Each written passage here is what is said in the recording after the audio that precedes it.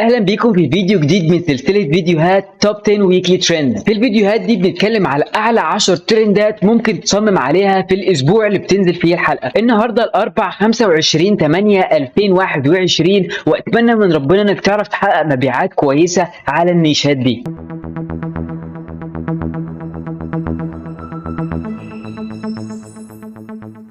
السلام عليكم ورحمة الله. أنا اسمي إبراهيم ظاهر. لو دي أول مرة ليك هنا في القناة، فأنا بعمل فيديوهات عن الأونلاين بيزنس وإزاي تعمل فلوس من البيت، وبالأخص في التسويق الإلكتروني والطباعة عند الطلب أو البرنت أون ديماند. فلو أنت مهتم بالتسويق الإلكتروني أو الطباعة عند الطلب وحابب تعرف أكتر عن المجال، ما تنساش تشترك في القناة وتفعل الجرس علشان ما يفوتكش أي جديد. زي ما اتعودنا في سلسله حلقات توب 10 ويكلي ترند، انا عليا اعمل ريسيرش على الترندات والنيشات اللي عليها منافسه قليله واللي انت ممكن تحقق عليها مبيعات، وانت عليك تعمل ريسيرش على الكوبي رايت والتريد مارك بنفسك، وبعد كده تبتدي تصميم.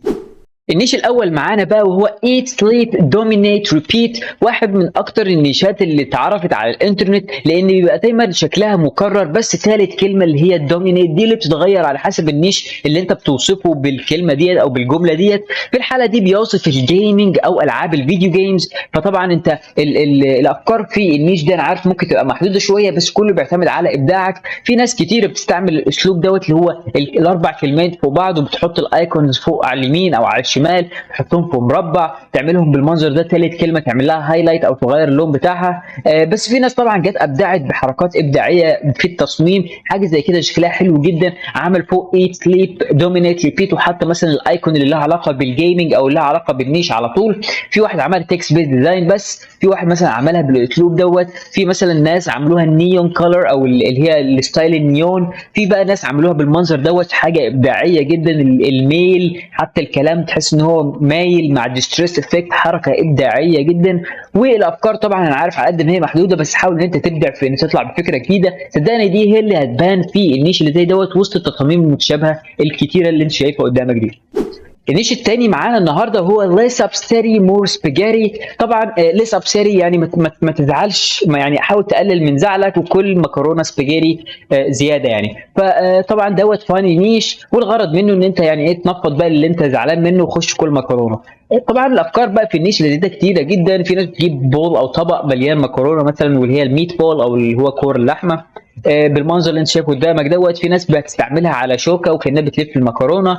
طبق بالمنظر دوت. في ناس تعملها تكست بيز وتدخل الطبق جوه، ناس تعملها صوره حقيقيه لطبق مكرونه. المهم تطلع بفكره تبعك انت. وفي ناس بتقوم عاملاها يعني عامله لها كروس نيش مع ايطالي، طبعا بما ان المكرونه سباكيتي جايه من ايطاليا، فتقوم عاملاها كروس نيش ما هناك مع ايطالي، وتعمل مثلا الستايل بتاع ايطالي في ان هو يكتب التكست او يختار الوان معينه. الحاجات دي كلها بتبقى افكار كويسه جدا جدا، وممكن تساعدك في ان انت تبيع اكتر على النيش.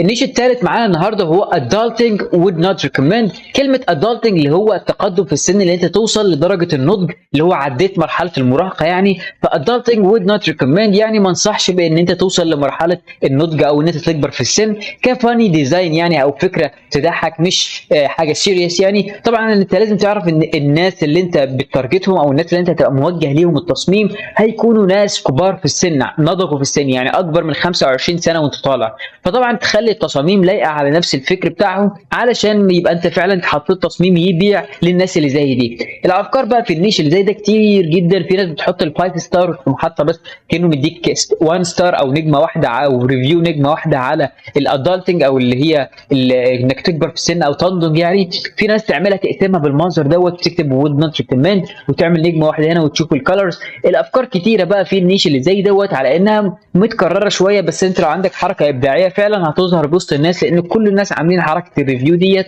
مفيش الا ناس قليله بس زي الراجل ده هو اللي مش عامل الموضوع دوت، وكمان عامل تصميم وشكله كويس جدا. المهم ان انت تيجي تعمل ريسيرش بتاعك وتشوف انسب حاجه ليك انت ايه، واكتر حاجه ممكن تبدع في تصميمها وتعملها، وان شاء الله تحقق مبيعات عليها. النيش الرابع معانا النهارده وهو retired and loving it، يعني انا متقاعد وحابب الوضع قوي ان هو متقاعد يعني. فطبعا الافكار في النيش اللي زي دوت كلها هتبقى متجهه لكبار السن، الناس اللي تقاعدت عن عملها. فطبعا لازم تبقى انت عارف وانت بتعمل التصميم بتاعك انت موجه التصميم ده لمين، عشان تستعمل عناصر او خطوط او الوان تكون فعلا مناسبه للسن بتاع الناس اللي هتلبس او هتستعمل التصميم ده.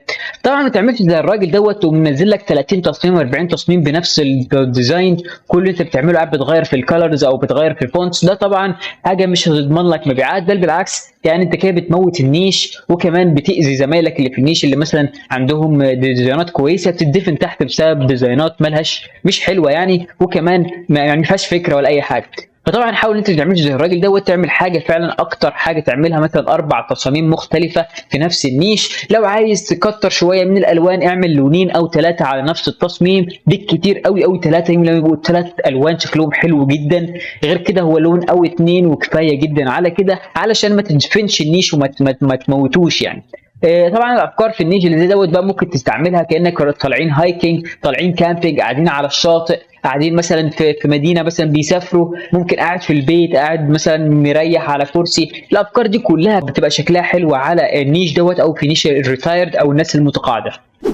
النيش الخامس معانا النهارده واللي بدأ يطلع ترند بقوه الفتره اللي فاتت ديت، نيرس باي داي ويتش باي نايت. طبعا دوت نيش عن الهالوين، وطبعا بما ان الهالوين قرب خلاص علينا وهو اكبر ناشونال هوليداي جاي علينا او اكبر عطله رسميه هتبقى داخله علينا، بتيجي في يوم 31 اكتوبر، فاضل لها اكتر من شهرين انا عارف، بس دوت ترند الاسبوع دوت. لو انت عرفت ترفع عليه تصميم وفعلا تبيع عليه يبقى شكله كويس جدا يعني. لو انت عندك فكره كويسه تقدر تطبقها في نيش زي دوت، يا ريت تطبقها عليها وترفعها من دلوقتي علشان تضمن مكان فوق، وكمان علشان لو في حد بيشتري من دلوقتي انت تلحق المبيعات او انت اولى بالمبيعات دي.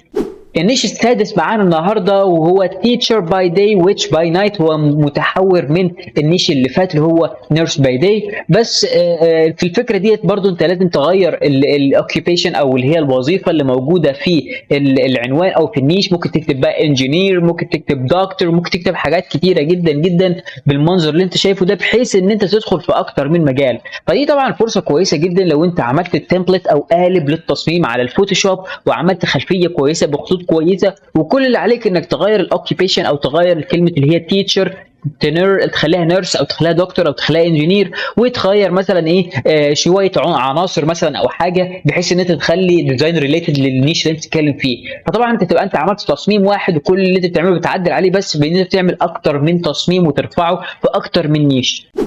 النيش السابع معانا النهارده وهو باكل اب باتر كاب يو جاست فليب ماي ويتش سويتش. طبعا باكل اب ديت لو انت قاعد في السياره بتاعتك وبتحط الحزام دي معناها باكل اب، فبس في الاسلوب ده او في التعبير ده معناها استعد او جهز نفسك.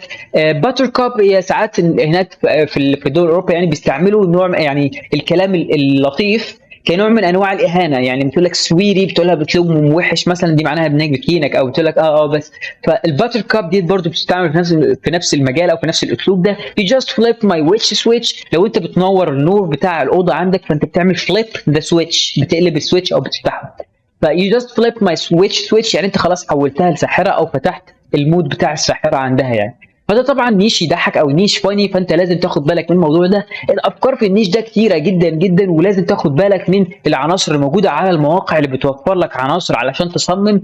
واحد مثلا راجل زي دوت مصمم زي ده ومصمم زي ده، الاثنين مختلفين تماما عن بعض، بس لو جينا بصينا على التصميم ده والتصميم دوت هنلاقي مثلا ان الراجل ده استعمل قطه ساحره، شوف الشكل، واخد بالك من شكل القطه، وهنا برضو الراجل استعمل نفس صوره القطه، بس الراجل ده استعملها باسلوب مختلف تماما عن الراجل دوت. الراجل ده مستعمل عامل التصميم شكله كويس جدا جدا وشكله رائع وعليه اكيد مبيعات، وكمان مرنك في اول صفحه في بيج 1.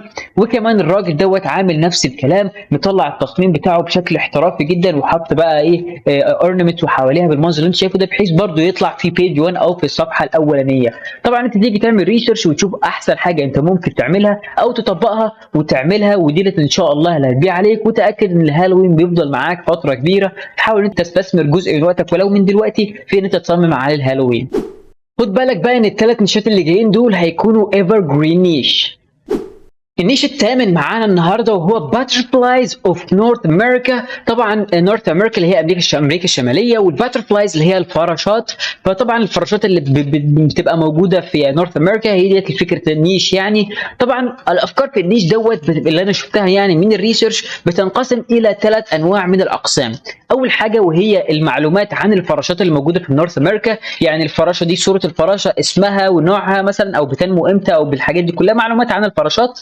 تاني نوع وهو الفوتوغرافيك بيكتشر او الصور المرسومه بشكل كويس جدا جدا او بشكل احترافي. وثالث نوع وهو الباترنز او الانماط. طبعا انا جربت الانماط قبل كده في نيشات كتيره جدا والحمد لله بعت منهم، وجربت الفوتوغرافيك برنت او الصور المرسومه لتصاميم مثلا حيوانات او حشرات او حاجه زي كده ويبقى لها خلفيه. يعني ممكن تبقى صور فوتوغرافي او صور مرسومه، حد رسم الصوره وانا باخد الصوره دي احط بقى عليها خلفيات وابتدي اعدل فيها بحيث ان هي تبقى كانها صوره كامله يعني. دي طبعا اللي انا بعت عليهم قبل كده اللي هي الباترنز والصور الكامله، بس ما بعتش الحقيقه على انفورميشنز قبل كده، فانا مش عارف اذا كانت بتبيع ولا لا. فلو انت حابب تجرب تعمل الثلاث انواع من النيشات مفيش فيها مشاكل، ولقيت طبعا النيش ده ايفر جرين نيش فهيفضل مكمل معاك على طول. النيش التاسع معانا النهارده وهو اكسلارال سمايلينج. اكسلارال ده، واللي ما يعرفش يعني ايه كلمه اكسلارال، ده نوع من انواع الحيوانات او الزواحف اللي بيبقى موجود في بعض البحيرات.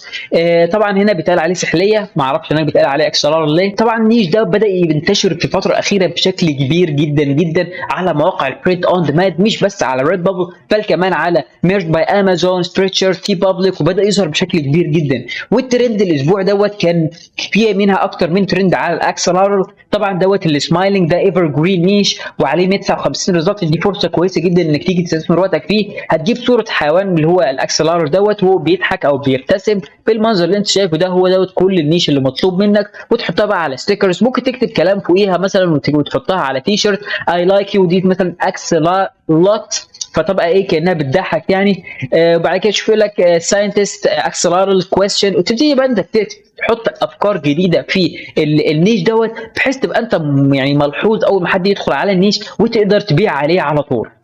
النيش العاشر والاخير معانا النهارده هو Just a Girl Who Love Axolotl. طبعا زي ما قلنا في الحلقه اللي فاتت النيش اللي فيه Just a Girl Who Love وبعد كده اسم حاجه ده طبعا بيبقى ايفر جرين نيش ويبقى مطلوب طول السنه. وطبعا النيش ده له علاقه بالنيش اللي فات اللي هو نفس الاليمنتس اللي انت بتستعملها في النيش اللي فات هتستعملها كمان في النيش دوت، بس هتقوم مزود التكست بتاعك وتكتب Just a Girl Who Love Axolotl. طبعا هتلاقي فيه افكار كتيره جدا وتطبيقات رائعه للنيش ده او للتصاميم اللي موجوده في النيش ده.